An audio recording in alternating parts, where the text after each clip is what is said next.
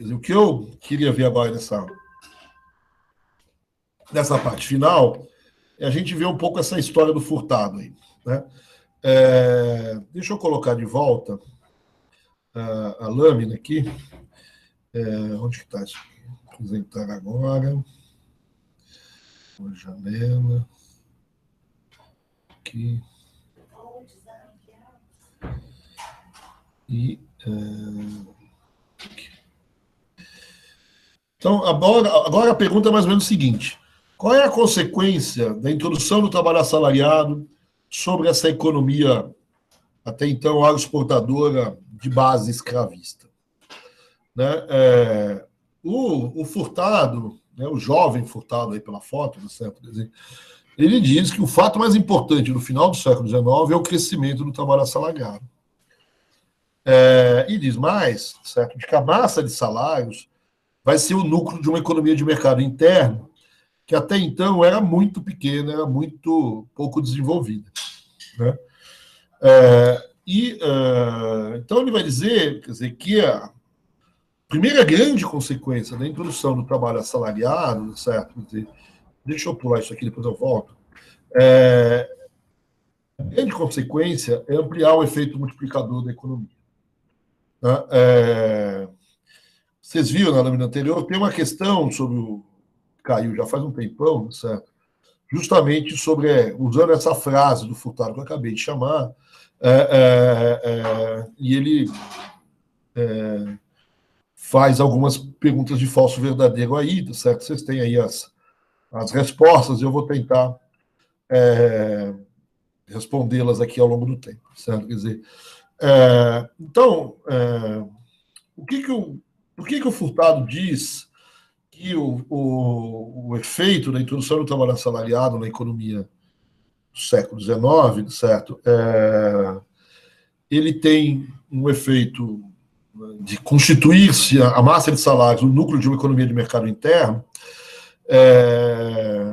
e por que ele diz que é o fato mais importante, né? Quer dizer, então, você tem várias coisas aqui, certo? Quer dizer, o primeiro elemento, certo? Se quem pegou o Furtado e leu o Furtado anteriormente, o Furtado está atrás, né? Ele sempre se preocupa com por que o Brasil não se industrializa, ou não se transforma, não faz a passagem para a manufatura, etc. Teve um outro momento no tempo que o Brasil esteve muito próximo disso.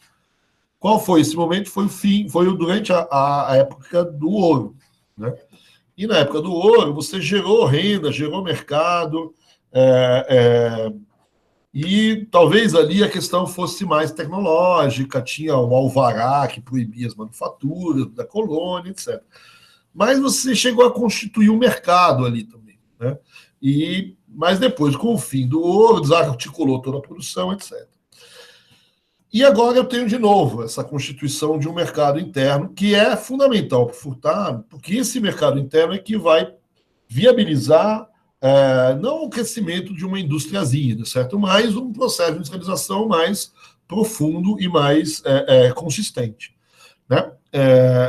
Esse é o lado fundamental da história. Né? Então, a primeira coisa, quer dizer, essa transição, no caso brasileiro, ela não foi como no Haiti, por exemplo, onde tudo se acabou, né? Foi uma transição que não desarticulou a estrutura produtiva, né?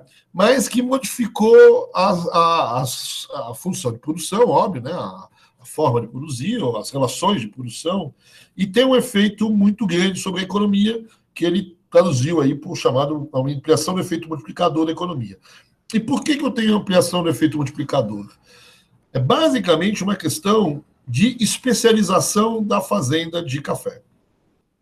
Então, você imagina a fazenda de café com escravos. Né? Então, estão lá os caras, né, os escravos da fazenda, né, trabalhando lá na lida, certo? Tirando café do cafezal, não sei o quê, ou plantando café, ou limpando as ruas de café, etc. Certo? Agora, quando você olha essa fazenda de café funcionando, certo? Quer dizer, você vai ver que os escravos eles têm que comer de vez em quando, têm que se vestir, etc. Né? Eles têm que satisfazer as condições objetivas de existência, como diria o velho Marx, o velho barbudo. Certo? Então, quais são essas condições objetivas de existência? É comer, se alimentar, etc. A grande questão nas fazendas de café com escravidão, certo, é que essas condições objetivas de existência são produzidas pelo próprio escravo. Então, o escravo está lá, faz a colheita, etc. Ou tem alguns escravos do lado dele que, enquanto isso, está lá cuidando do porco para fazer a feijoada no final do dia, certo? Quer dizer, ou ele, em algum momento do tempo, ele vai cuidar da galinha, do porco, plantar batata, fazer, vai cuidar, vamos dizer assim, dessas condições objetivas de existência. Vai consertar o paiol, vai dar um jeito de algumas coisas. É óbvio que algumas coisas é impossível, não consegue produzir sal, tem algumas questões de roupa que não dá para fazer, mas uma boa parte dessas condições objetivas de existência, que não são fenomenais, vamos dizer assim, certo? Quer dizer, né, que são mínimas ali, né, mas elas são basicamente produzidas pela própria fazenda de café. A fazenda de café não compra muita coisa fora. Ela vai comprar sal, vai comprar alguma roupa, né, e olha lá, tá certo? Quer dizer, algum pano, algum saco, né, de juta, alguma coisa assim, algum sal, e principalmente equipamentos, certo? Equipamentos para fazer a produção, para manter a casa funcionando, etc. Mas para atender o consumo, vamos dizer assim, dos trabalhadores, né, uma boa parte do consumo dos trabalhadores dessas fazendas de café é produzida, é autoproduzida dentro da própria fazenda.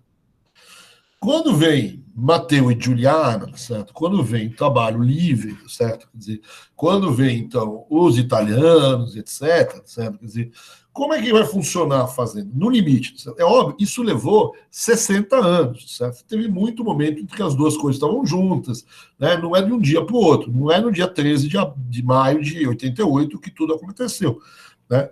Ao contrário, isso foi um tempão para mudar. Mas no limite, vamos dizer assim, quando as pessoas iam, o que o Matteo ia na fazenda de café, fazia o trabalho na fazenda, né, colhia o café, plantava o café, limpava as ruas de café, etc.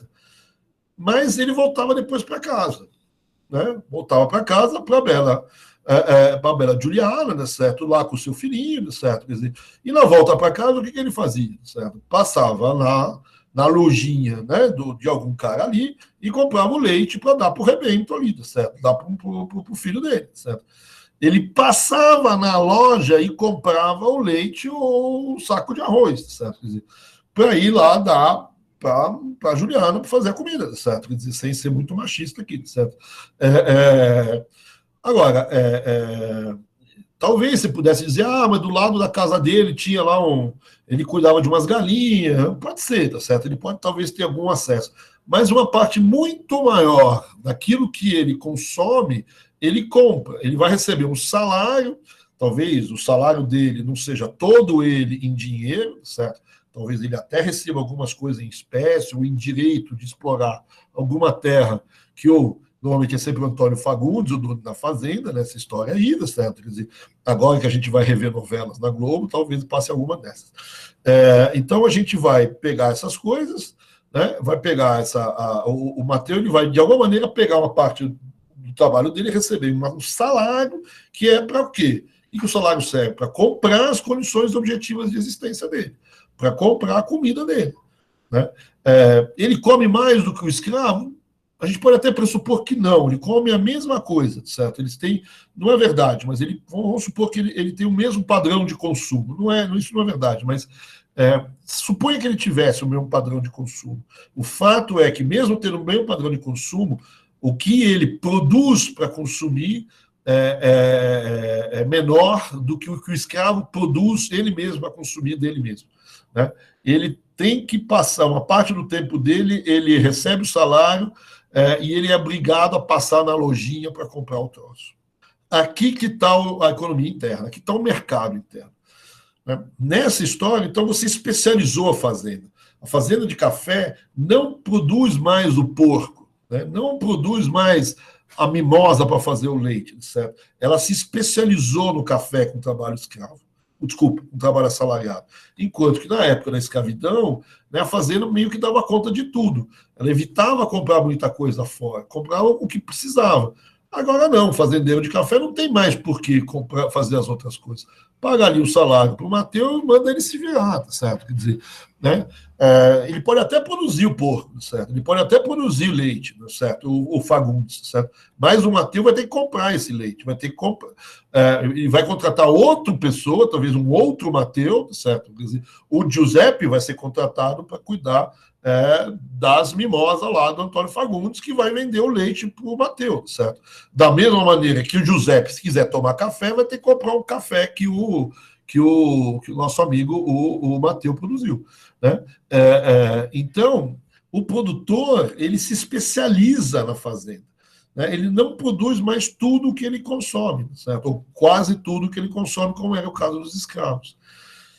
Isso gera uma demanda, certo? Então, do lado da fazenda de café, vai ter um outro cara que vai olhar e falar: nossa, tá cheio de Mateus com fome por aí. E esses Mateus estão cheios de filhos, eles adoram leite, certo? E eu tenho lá uma terrinha e eu tenho uma vaquinha. Pô, no lugar de passar segunda, terça e quarta-feira dormindo ao relento, tá certo?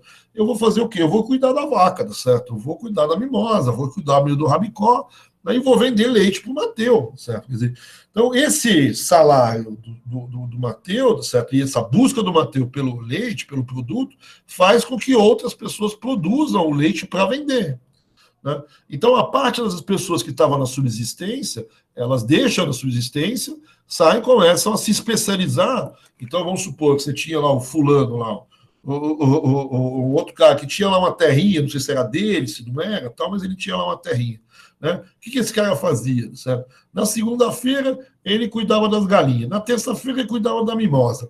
Na quarta-feira, ele cuidava lá do rabicó qualquer dele. Na quinta-feira, ele ia pescar. No sábado, ele deitava um pouco na rede, porque era duro, né, a vida, certo? No domingo, certo, ele ia no churrasco na casa do Fagundes para ver se casava o filho dele com a filha do Fagundes. Então, ele fazia um pouco de tudo, se virava ali, etc. O que esse cara vai fazer? Ele vai prestar atenção e falar: mas esse negócio de peixe, não está com nada, não sei plano, não sei pescar direito, não vai dar para casar minha filha com o Fagundes, o meu rabicó está velho, eu vou cuidar mais da mimosa, porque ela dá um leite danado, certo? E vou vender leite.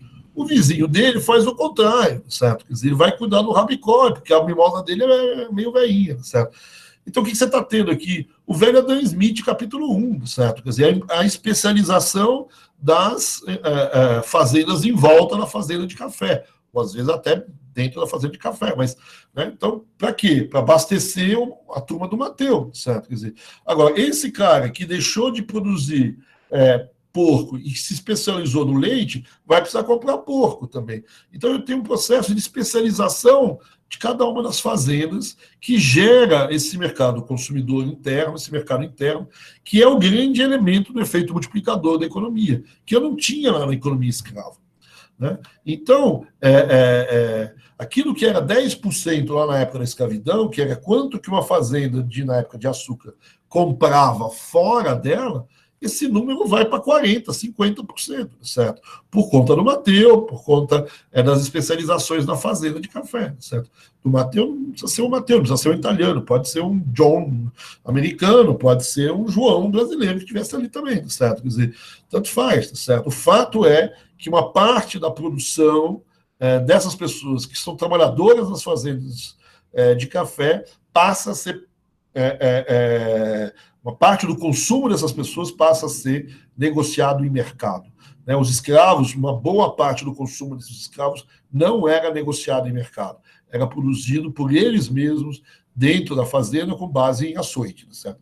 Agora não, certo? Tem uma parte do consumo do Mateus, né, que tem que ser comprado fora. Eu não digo que é tudo, no limite é tudo, certo? Mas eu não posso dizer que é tudo, porque, como eu disse no começo, muitos desses trabalhadores que vieram para as fazendas de café tinham acesso a uma pequena terra para produzir alguma coisinha, certo? Mas uma parte muito maior era comprado na lojinha, certo? Do que na época dos escravos, certo?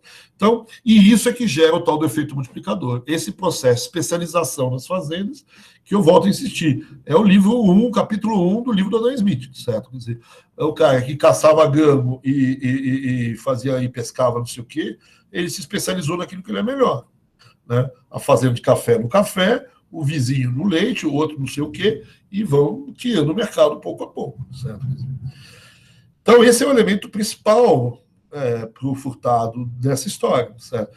O Furtado não dá muito atenção, mas é verdade aquilo que vocês provavelmente devem ter pensado. Certo? Quer dizer, é óbvio que a vinda dos italianos para cá, eles não têm os hábitos de consumo exatamente os mesmos hábitos de consumo de escravos que estão há 300 anos numa situação de enorme dificuldade, acostumados a um consumo, enfim. Então, as características de consumo são diferentes também. Isso é ressaltado por uma parte da literatura, não exatamente pelo Furtado, mas isso é obviamente verdade, que esses novos hábitos de consumo fazem com que esse efeito multiplicador seja maior. Vamos dizer, o Mateus vai usar um chapéu que não dá para... tem que comprar na lojinha, certo? Não dá para produzir ali, certo? Então, tem aí algumas coisas diferentes em relação a hábitos de consumo que também estão associados a essa transição, mas para o Furtado, o principal é o processo de especialização. Né? Então, isso é o capítulo 26 do Furtado, que eu chamei a atenção até agora. Agora, note, então, que, no fundo, o que está acontecendo nessa economia é que está aumentando o número de transações econômicas, monetárias nessa economia. Começa a aumentar muito o número de transações monetizadas, certo? Não é que o Mateus consome e o escravo não. Pode até ter um pouco disso, mas não é esse o ponto principal para o Furtado, certo? O fato é que o Mateus consome, uma parte mais importante é consumida através do mercado. Né? Ele compra esse produto. Enquanto que o escravo podia consumir até a mesma coisa, certo? Mas ele produz o próprio produto, ou a turma que está dentro da fazenda onde ele está, produz aquilo que ele consome. Não tem mercado, não tem monetização do produto. Né? Então, o que está acontecendo ao longo de todo o século XIX no Brasil, certo? É uma enorme expansão do número de transações monetizados e que cresce à medida em que tem uma introdução do trabalho assalariado na economia brasileira. Né? Como eu disse, isso não acontece do dia para a noite, isso é um longo processo, 40, 50 anos, com um constante aumento do número de pagamentos, do número de transações. Não é só na fazenda de café, como eu disse, você tem as fazendas do lado que vão se especializando. Você cria um mercado que vai crescendo, o número de transações vão crescendo, e aquelas transações que até então você fazia, que eram transações que você só anotava no caderninho, tá certo? E no final do mês passava a régua, isso pode ainda estar acontecendo, mas isso vai ser um pouco menos importante. Né? Então, aumenta muito o número de transações. Se você vai olhar agora para aquela coisa que você deve ter aprendido na primeira aula do curso de moedas e bancos, economia monetária, sei lá como que chama, né? Mas isso está no curso de introdução à economia, as 3 razões da demanda por moeda. Qual é a primeira razão da demanda por moeda? É o número de transações. Né? Então, está aumentando no Brasil o número de transações e uma coisa muito importante, que não é o Furtado que vai chamar a atenção, mas, por exemplo, é o Gustavo Franco, certo? Que está aumentando muito o número de transações, a demanda por moeda está aumentando nessa economia ao longo da segunda metade do século XIX. Então, essa não é um Furtado, mas para o Gustavo Franco, essa é a segunda consequência da introdução do trabalho assalariado, o aumento da demanda por moeda. E isso causa um enorme problema na economia brasileira. Né? Por quê? Porque na economia brasileira você tem um sistema financeiro que ainda é muito pouco desenvolvido ainda nessa época. Né? E esse sistema financeiro pouco desenvolvido, o que acontece? Né? Ele não é flexível, né? Não dá para aumentar o multiplicador bancário, como a gente está acostumado a falar hoje. Certo? Diminui o depósito compulsório. Nem tem depósito compulsório, mas vamos dizer assim, é muito arriscado para os caras. Os caras não têm Banco Central por cima, não tem nada disso. O sistema financeiro nacional é extremamente inflexível. Se você é gerente de banco ali, você pensa 3 vezes antes de fazer o tal do multiplicador. Né? Primeiro que tem pouco funding, porque as pessoas preferem deixar debaixo do colchão. Né? As pessoas que depositam no banco, né, qual é a probabilidade desse cara voltar e pegar dinheiro no banco?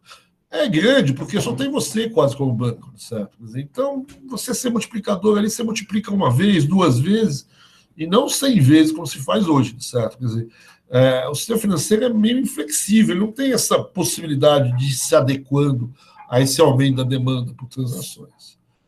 Né? E aí a gente vai entrar numa discussão, o Gustavo Franco entra nessa discussão sobre política monetária. Né? E eu vou voltar a isso na próxima aula, certo? Mas, normalmente, no governo imperial, a política monetária era muito dura. Né? Fora a Guerra do Paraguai, em alguns momentos onde você chuta o pau da barraca na oferta de moeda, certo?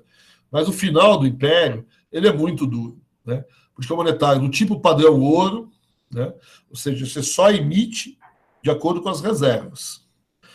Então, note, de um lado, está aumentando a demanda por moeda por razões de transações. Não necessariamente isso significa que está aumentando as reservas de ouro do Brasil, as reservas de libra do Brasil, as reservas brasileiras, de modo que eu possa aumentar a oferta de moeda por conta do tal do padrão ouro. Então, esse aumento da demanda por moeda, ele vai se bater com a oferta de moeda. Né? Como é que funciona a oferta de moeda? O que eu estou chamando a atenção aqui é que, em alguns momentos, essa oferta de moeda não cresce da mesma maneira.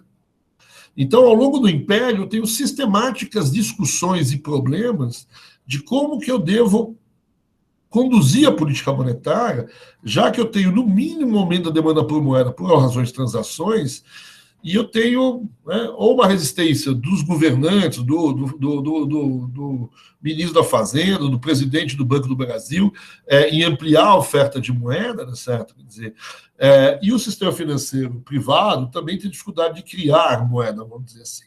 Então, aqui, a constatação dado a introdução do trabalho assalariado, segunda consequência é aumentar a demanda por moeda, como o primeiro ali foi aumentar o multiplicador.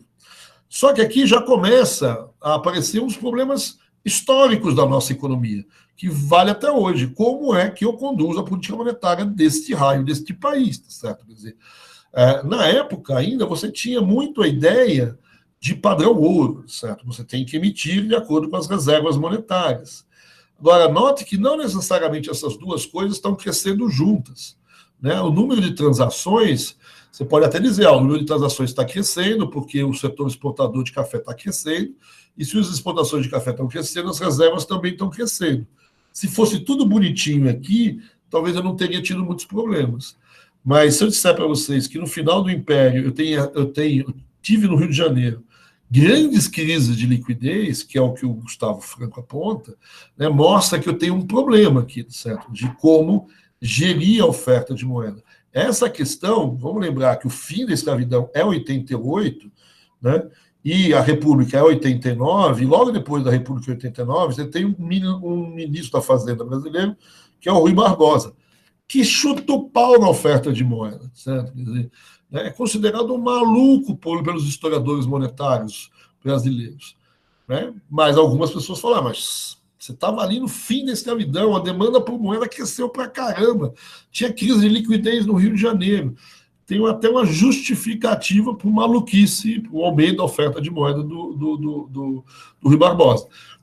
Isso a gente vai ver na próxima aula com calma, certo? Mas eu só estou chamando a atenção aqui que essa introdução do trabalho assalariado no Brasil faz com que eu tenha um problema de aumento da demanda por moeda, numa situação onde a oferta de moeda não reage com tanta facilidade assim, e que coloca um problema que é um problema histórico no Brasil, que vem até o dia de hoje, certo? Não sei o que o Banco Central fez hoje, certo? Mas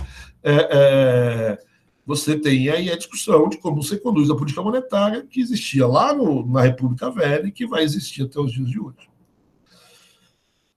O terceiro elemento, e esse a gente volta para o Furtado, esse é o capítulo seguinte do Furtado, eu acho que é o 27, se eu não me engano, é que a partir do momento que eu tenho a introdução do trabalho assalariado, eu tenho uma tendência ao desequilíbrio externo. Por que eu tenho isso? Essa história é um pouquinho mais complicada, né? Mas é basicamente um problema de delay. Né? O que eu estou dizendo? É que, na época do Brasil colônia, se as exportações diminuíssem porque teve uma crise internacional, porque alguma coisa aconteceu com o preço do açúcar, não sei o quê, caíram as exportações. É quase que automática, na época, a queda das importações.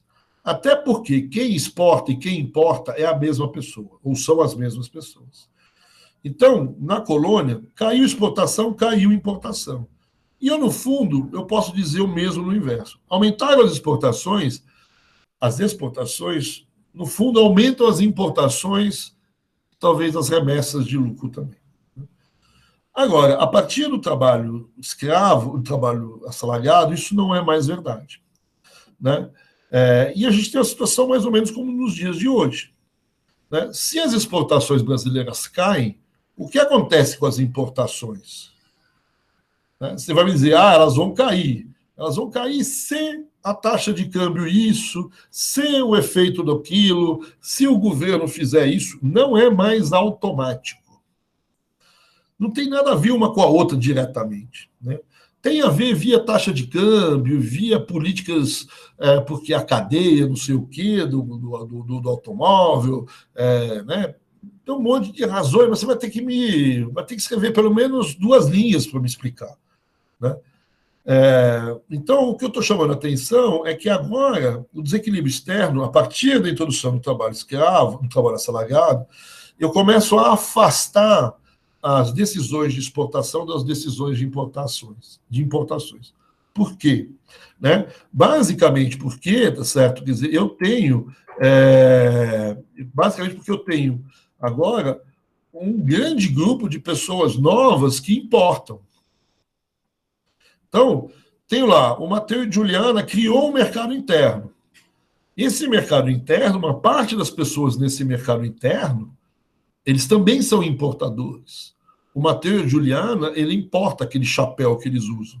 Dizer, não é produção doméstica aqui ainda. Certo? Quer dizer, o cara lá que produz produtos de porco, né? O cara que resolveu cuidar do rabicó, esse cara importa perfume, também não vai nada, certo? Quer dizer, o rapaz da mimosa ali, certo? Ele ganha uma grana, certo? E ele está a fim de importar também lá um belo móvel de cetim e umas panelas bacanas para a esposa, certo? Quer dizer, então, na verdade, à medida que o mercado interno vai crescendo, eu tenho novas pessoas que importam. Antigamente eu tinha o senhor escravo, eu tinha o Antônio Fagundes, que importava as coisas para ele comer, e os investimentos eram todos eles importados, inclusive os escravos. Eram importações, certo? Agora, o que eu tenho? Eu continuo tendo o Antônio Fagundes, que continua importando as coisas que ele quer para comer, para o lindo sofá de cetim dele, certo? E todos os produtos, os bens de capital que ele precisa para a fazenda e assim por diante. Né? Eu tenho lá, o Antônio Fagundes continua fazendo as mesmas importações que faziam antes, talvez, né? Com o lucro dele. Agora, essa massa de consumidores que eu comecei a criar a partir do trabalho salariado, esses caras podem não consumir produtos importados da mesma tamanho e nem os mesmos produtos que o Antônio Fagundes. Mas eles consomem muito mais também produtos importados que os escravos. Né? Então, essas importações começam a aparecer no jogo. Então, agora, quer dizer, caíram as exportações. O Antônio Fagundes, o que faz? Para de importar bem de luxo. Para de importar, de fazer investimento. E o que mais que ele faz? Demite Matteo. Quando ele demite Matteo, aí Matteo paga de comprar o leitinho, que diminui a renda do nosso amigo, o cara da vaca lá, certo? Que diminui a compra dele do cara do porco, que diminui a importação dele de perfume. Né? Mas veja que agora não é mais o Fagundes, perderam as exportações, ele diminuiu as importações. Agora o Fagundes vai ter que demitir o Matteo, o Matteo vai ter que deixar de comprar. Tem toda uma série de elementos que vão se introduzindo entre as exportações e as importações. Né? Você começa a separar as decisões e os decisores da exportação das importações. Né? Então entra no caminho um monte de coisa aí. Então, por que eu tenho uma tendência ao desequilíbrio externo, segundo o Furtado? Como as exportações, vira e mexe, elas caem, né? Porque o preço do café caiu, porque alguma coisa aconteceu lá fora, certo? Quer dizer, né? Então, o preço do café caiu, as exportações vão assumir uma elasticidade de renda, uma elasticidade de preço, que o valor das exportações caiam também, né? Mas as importações, naquele momento, ainda não caíram, porque eu ainda estou na safra anterior, eu ainda estou com todo o efeito dinâmico sobre a economia do multiplicador do pagamento anterior do Matteo, então eu só vou diminuir as importações quando o desemprego que eu causei, porque eu mandei embora o Matteo, certo? Porque eu diminuí as minhas próprias exportações e o Matteo diminuiu as suas compras, etc., aí sim as importações vão cair. Mas isso leva não sei quanto tempo, isso leva 6 meses, 1 ano, 3 meses, 4 meses, vai depender um pouco dos elementos. Então, as exportações caem, certo? Mas as importações podem até cair, mas lá na frente, certo? Dependendo de uma série de outros elementos. Enquanto ela não cair, eu tenho um desequilíbrio externo. Então, é uma maneira se for o inverso. Aumentou as exportações, não necessariamente as importações aumentam ao mesmo tempo. Então, eu tenho um superávit externo também, né? Então, como as exportações e as importações deixam de ser feitas pelos mesmos tomadores de decisão e elas vão se separando, essas duas coisas não andam mais juntas como era no passado. Então, eu posso ter um desequilíbrio externo. E eu posso mexer nesse desequilíbrio externo, né? E aí junta esse elemento 2 com o elemento 3, né? Se no elemento 2 aumentou a demanda por moeda, eu tinha um debate sobre como conduzir a política monetária, eu devo ou não adotar o padrão ouro, aqui eu também tenho um debate. Quando eu disse, como é que 1 ano depois eu resolvo o desequilíbrio externo? O Antônio Fagundes tem que demitir o Matteo, né? E o Matteo tem que deixar de comprar as coisas, e o outro tem que deixar de comprar as coisas, etc. Ou seja, eu mantive aqui o efeito das exportações sobre a renda, né? Sobre o emprego do Matteo. O governo poderia, de alguma maneira, resolver esse problema? Impedir que isso acontecesse? Né? Ele olha assim e fala, nossa, mas o Matteo vai perder o emprego. Vai ter um efeito multiplicador sobre a economia muito ruim. Vamos impedir que o Antônio Fagundes demita o Matteo. O que eu posso fazer? Eu posso desvalorizar o câmbio. Jogo o padrão ouro, que diz que o câmbio tem que ser fixo, na lata do lixo, né? E desvalorizo o câmbio. Desvalorizo o câmbio, a renda do Fagundes em moeda nacional não cai tanto em moeda nacional, porque eu desvalorizei o câmbio. Eu compensei a queda do preço do café pela desvalorização do câmbio, né? Aí o Matteo não é mandado embora, né? E o efeito multiplicador não acontece. Falei, mas aí também as importações não caem. Podem cair. Por uma outra razão. O que a desvalorização do câmbio faz sobre os produtos importados? Aumenta o valor desses produtos. Então, as importações vão cair não mais porque o Matteo não foi desempregado e deixou de fazer as compras, as pessoas perderam renda, etc. As importações vão cair porque os produtos importados ficaram mais caros. O perfume ficou mais caro, por quê? Porque desvalorizou o câmbio. É uma outra forma de você resolver o desequilíbrio externo, que é uma outra discussão clássica da história brasileira, né? Então, retomando, eu tenho uma tendência ao desequilíbrio externo. Essa tendência aqui pode acontecer principalmente dado as oscilações das exportações. Não só por isso, mas essa é uma das razões. E agora eu posso corrigir esse desequilíbrio externo de 2 formas. Pelo menos 2 formas. Eu posso ter política econômica aqui. Eu posso desvalorizar o câmbio, ou eu posso não desvalorizar o câmbio. Se eu não desvalorizar o câmbio, manter o câmbio fixo, né, eu vou acertar o desequilíbrio externo, eu vou resolver o desequilíbrio externo via desemprego. Se eu desvalorizar o câmbio, eu vou acertar o desequilíbrio interno via inflação, né? São as opções que passa a ter. E aí você vai me perguntar, bom, Amaury, você tem essa tendência ao desequilíbrio externo. Isso aconteceu? Eu vou dizer sim, aconteceu. E aí você me pergunta, qual foi a forma que o governo brasileiro optou para resolver o problema do desequilíbrio externo? Eu vou falar para você, vai estudar, porque cada momento foi uma forma diferente. Eu não tenho uma única resposta na história. Eu tenho momentos em que eu usei o padrão ouro, né? Eu usei padrão ouro, não desvalorizei o câmbio e Aí, respondendo a pergunta de cima, eu não ampliei a oferta de moeda, né, deixei a taxa de juros explodir, né, e fui resolver tudo via desemprego. Né? Ou, em outros momentos, eu chutei o pau da barraca aqui. Aumentei a oferta de moeda, desvalorizei o câmbio, não tive problema de desemprego, mas tive inflação. Né? Então, quando eu vou olhar a República Velha, certo? A Primeira República, se vocês observarem, tem para todo mundo aqui. O que você quiser tem de política econômica. A única coisa que eu estava querendo chamar a atenção é como mudou o mundo, certo? Quer dizer, com essa história do furtado aqui, certo? Quer dizer, né? Essas discussões eram muito pequenas no Brasil colônia. Eu não tenho essa discussão, porque eu não tenho um aumento da demanda por moeda, essa discussão monetária. Ela é em Portugal, não é aqui, certo? Quer dizer, e mesmo a discussão de câmbio, tem alguma discussão de câmbio no Brasil colônia, certo? Mas é óbvio que a discussão de câmbio no Império, na Primeira República, passa a ser discussões muito parecidas com as de hoje. Você desvaloriza ou não desvaloriza o câmbio? Qual é o efeito da desvalorização? A desvalorização gera inflação. Né? A desvalorização gera a socialização das perdas. O que é a socialização das perdas? Que é o conceito fundamental em Celso Furtado. Né? Socialização das perdas eu vou espalhar as perdas que iam acontecer sobre o Fagundes e sobre o Mateu, que iam perder o emprego, por toda a sociedade. Por toda a sociedade via o quê? Né? Via inflação. Então, toda a sociedade vai pagar porque vai comprar produtos importados mais caros, mas o que lá vai ganhar em troca?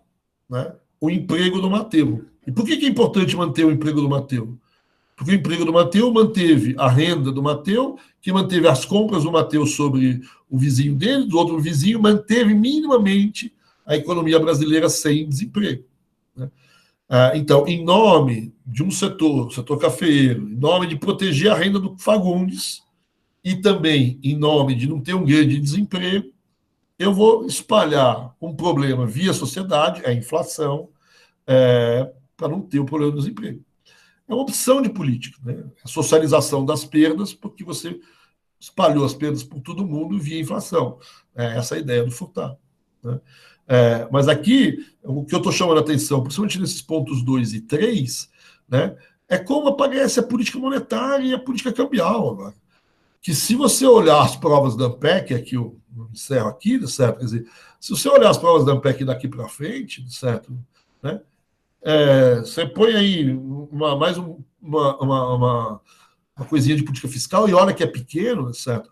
As grandes discussões da prova da ANPEC são política monetária e política cambial ao longo do tempo, certo? Quer dizer, por política cambial, eu tenho uma forma de escapar dessa discussão de desvaloriza ou não desvaloriza o câmbio, né? Que é uma coisa... em relação a câmbio, tem duas coisas que vocês têm que botar na cabeça, certo? A primeira, né, é que tem um debate entre os autores sobre essas regras. Né? Desvaloriza ou não valoriza, desvaloriza ou não desvaloriza o câmbio. Né? Então, a desvalorização cambial, né, vamos pegar aqui, você passa, é o segundo slide. Né? A desvalorização cambial, ela tende a aumentar as exportações e diminuir as importações. Se você olhar pelo gráfico, ela gera desemprego, ela gera aumento de emprego, desculpa, mas gera inflação. Se você voltar na lâmina anterior, né, um ajuste via câmbio fixo, ele é recessivo, né, mas tem uma queda de preços, ele é não inflacionário. Tá?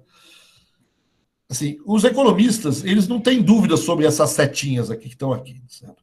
Então, depois, na próxima aula, a gente explica um pouco esses trocinhos aí, certo? Quer dizer, então, um ajuste no câmbio fixo, isso é o modelo Mandel-Fleming puro, certo?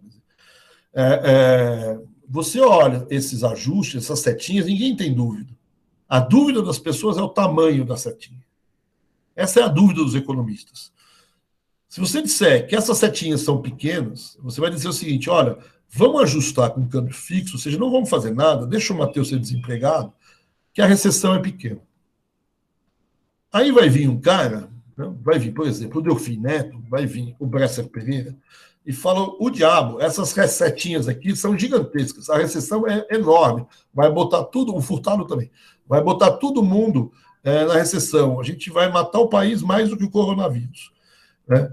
Aí você pega, essas setinhas aqui não, para esses caras são boas. Basta uma pequena desvalorização de câmbio, que as exportações disparam, as importações caem, e eu tenho pouquíssima inflação. O pass-through é muito pequenininho, né? E a taxa de emprego é muito grande. Então, aquelas setinhas são grandes, e essas setinhas aqui são pequenas. Aí vai vir o Gustavo Franco, vai vir o pessoal mais ortodoxo, vai falar o contrário. Essas setinhas que vocês estão vendo aqui, essas são gigantescas. A inflação que vai gerar desvalorização de câmbio é do tamanho de um bonde, certo? Quer dizer, e as outras são pequenininhas. Melhor a outra. Então você tem um debate aqui que é, no fundo, em torno das elasticidades das políticas, né? É o debate sobre as elasticidades. Isso é um debate gigantesco na história do Brasil, né? Isso se debate em todos os momentos da história do Brasil, se essas setinhas são melhores ou se aquelas setinhas são melhores, né? Então, essa é a primeira coisa que vocês têm que guardar sobre câmbio, certo? Quer dizer, qual é o tamanho do pass-through? Qual é o efeito do câmbio sobre exportação e importações, né? Ele é sempre o mesmo? Esses efeitos eles podem variar ao longo do tempo, certo? Quer dizer, uma boa parte do debate dos autores brasileiros, que vão estar em toda a nossa história, está em torno do tamanho dessas setas, né? O tamanho é o debate em torno das elasticidades dos ajustes, né? A segunda discussão que não está aqui, né, não está nesses negocinhos aqui, mas para câmbio é fundamental no Brasil, né, qual o efeito de câmbio, certo? Por que você, em certos momentos, não desvalorizou o câmbio no Brasil? Por exemplo, em 73, por exemplo, em 95, 96, né, depois do Plano Real. Por conta das elasticidades, não sei o quê. Essa é uma boa resposta, acabei de te dar ela. Mas tem uma outra razão. Uma coisa que não está nos livros de macro, né? Mas está nos livros de história. As estruturas de riqueza das pessoas, né? Se eu tiver uma situação onde os grandes proprietários, os grandes empresários, as grandes empresas brasileiras estão extremamente endividadas em dólar, e elas não têm como se proteger cambialmente, né? Desvaloriza o câmbio, você quebra todas elas. Então, o governo pode ser mais forte, ou mais louco que for, certo? Quer dizer, ele dificilmente desvalorizaria o câmbio se ele percebesse que, por razões patrimoniais, isso levaria essas empresas a quebrarem. Então, uma história que eu não contei aqui pergunta para o Fagundes. Se ele tem uma dívida externa gigantesca, essa ideia que você teve de desvalorizar o câmbio para proteger o Fagundes, na verdade, você pode não estar protegendo, você pode estar dando um baile ferro no Fagundes, né? Você pode estar arrebentando o Fagundes porque ele está endividado externamente. E por que ele está endividado externamente? Porque ele resolveu fazer a Paulista, a Estrada de Ferro Paulista. Ou alguma outra coisa parecida. Então, aqui você vai começar a entender, por exemplo, o Joaquim Murtinho. Por que o Joaquim Murtinho não desvaloriza o câmbio? Se o presidente é a favor dos agricultores, dos exportadores de café, o Campos Salles, ele não desvaloriza o câmbio, né? Por que a família Prado apoia o cara? Provavelmente porque a família Prado tem uma dívida externa muito grande, certo? Quer dizer, né? Tem um endividamento externo muito grande. Por que ele teria uma dívida externa muito grande? Para construir a estrada de ferro. Ele pegou dinheiro lá fora para fazer a dívida, a estrada. Então ele prefere que você não desvalorize o câmbio. Vai ferrar as exportações dele, mas desvalorizar o câmbio ferra muito mais ele, certo? Né? Então, dívida externa não é só o governo que tem. As empresas também têm, né? E também tem dívidas internas. E também tem ativos externos e ativos internos. Se, ao contrário, se a família Prado tivesse 10 milhões de dólares lá nos Estados Unidos, aplicado nos Estados Unidos, certo? Quer dizer, aí você pode desvalorizar o câmbio que ele vai ficar feliz. Então, de novo, vai depender da estrutura patrimonial dessas pessoas, né? Quando você está devendo ou não, né? Então, volta a 96, agora mais recente no Brasil. Por que o cara não desvalorizou o câmbio? Fernando Henrique não desvalorizou o câmbio em 95. Só foi desvalorizar em 98, 99. Porque desde 92, 93, todos os brasileiros que podiam, foram captar dinheiro lá fora. Qualquer empresa brasileira foi pegar dinheiro no exterior. Desvaloriza o câmbio sobre esses caras, você mata os caras. Então não pode. Teve que deixar esses caras fazerem o hedge, né, se redearem, e aí sim você pode desvalorizar o câmbio, que é o que você fez em 99. Quem quebrou no Brasil em 99? Ninguém, porque você pode redear o câmbio. Aí olha para os argentinos, desvalorizaram o câmbio, quebrou todo mundo. Por quê? Porque não conseguiam redear. Estava todo mundo endividado. Né? Então, é uma coisa que não está no livro de macro, mas está no livro de história. Né? Em relação a câmbio, as estruturas patrimoniais das pessoas. Então, você usar padrão ouro, não usar padrão ouro, desvalorizar o câmbio, não desvalorizar o câmbio, vai depender muito desses exportações, importações, desses grafiquinhos aqui que a gente colocou, como que você acha que é o tamanho das setinhas, etc. Se isso é bom para exportação, importação. Tem um efeito sobre exportação, ninguém duvida, mas é grande, é pequeno, não sei. Isso é uma coisa, não estou dizendo que isso não é importante. Isso é importante. Mas tem o outro lado, que são as estruturas patrimoniais das pessoas. Né? E só para encerrar a aula, certo? Se você volta aqui no gráficozinho sobre o câmbio fixo, você vê que tem um buraco aqui nesse gráfico, certo? Quer dizer, né? E esse buraco é a entrada de capitais. Né? Então, uma outra discussão que vai ter em relação a essa questão do desequilíbrio externo, eu posso corrigir o desequilíbrio externo em me endividando lá fora. Né? Essa é uma possibilidade. Né? E aí a pergunta é até onde o capital ele entra no Brasil ou não. Né? A hipótese dos modelos internacionais é que se você usar uma política monetária restritiva, que é a regra do padrão ouro, né? Você não precisa ter uma recessão muito grande. Basta que entre dinheiro no Brasil. A pergunta que fica é até que ponto o fluxo de capital funciona dessa forma no Brasil. Até que ponto, então, o fluxo de capital é contracíclico, ou seja, no momento de desequilíbrio externo, você mantém o câmbio fixo, sobe as taxas de juros e o dinheiro entra. Né? Até que ponto isso é verdade? Essa é a lógica do padrão ouro. Né? Essa é a lógica internacional do padrão ouro. Agora, você vai olhar várias pessoas, e não precisa ser muito, o Furtado, mas também Gustavo Franco, certo? Quer dizer, eles vão dizer, olha, talvez não seja bem assim. Né? Porque se você pensar bem, se você está com um problema, um desequilíbrio externo, em geral é porque o café está indo mal. Se o café está indo mal, você sobe as taxas de juros, o dinheiro vai entrar no Brasil. Será que você é louco o suficiente, se você é um gringo, de colocar dinheiro no Brasil quando o café vai mal? Se o café vai mal, o Brasil vai mal. Eu não vou apostar nesse. Mas a taxa de juros é maior. E o risco? O risco também é maior.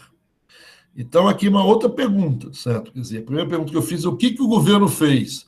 Desvalorizou ou não desvalorizou? Vai depender da época.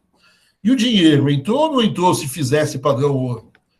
A resposta é a mesma, vai depender da época. Quando a crise é grande, não tem capital que venha para o Brasil. Então, para terminar aqui, eu juro que eu encerro agora, certo? Quer dizer, essa é um pouco a consequência da introdução do trabalho assalariado.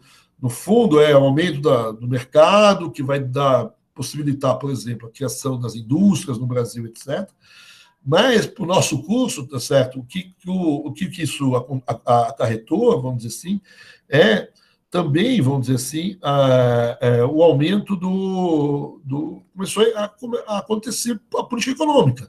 Os debates de política econômica começaram a entrar em cena aqui no Brasil a partir desse momento, certo? Quer dizer, então, é um pouco isso que eu queria um pouco deixar no começo da próxima aula, certo? A gente está aqui em 1888, 1889, e os debates de política econômica são muito parecidos com os de hoje.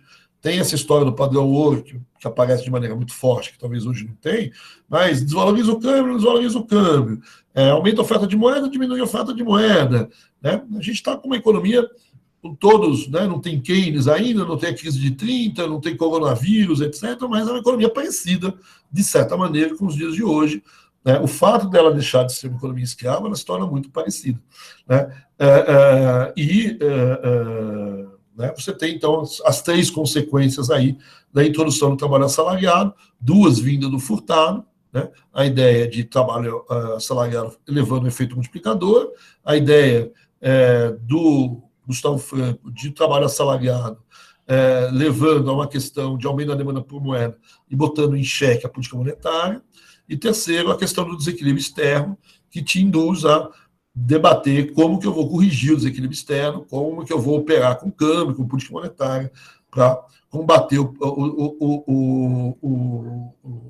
esse desequilíbrio externo, como que eu vou resolvê-lo, né, nessa economia, que, como eu disse, ela é muito próxima. Tanto é que os modelinhos que vocês viram ali são os modelinhos Mandel Fleming clássicos que vocês devem ter visto, vão ver nos cursos de macroeconomia aí, tá certo?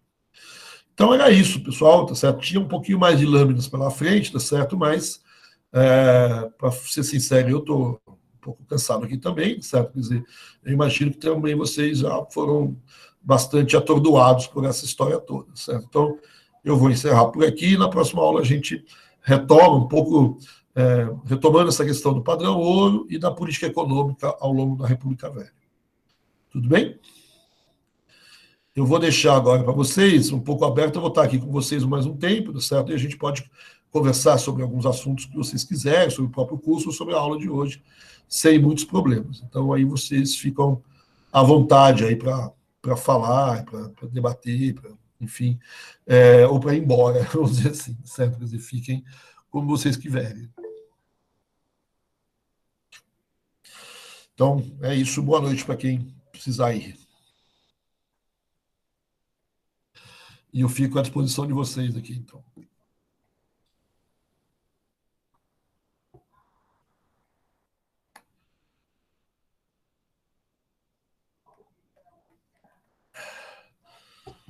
Para quem está me mandando obrigado, de nada, tá certo? As ordens.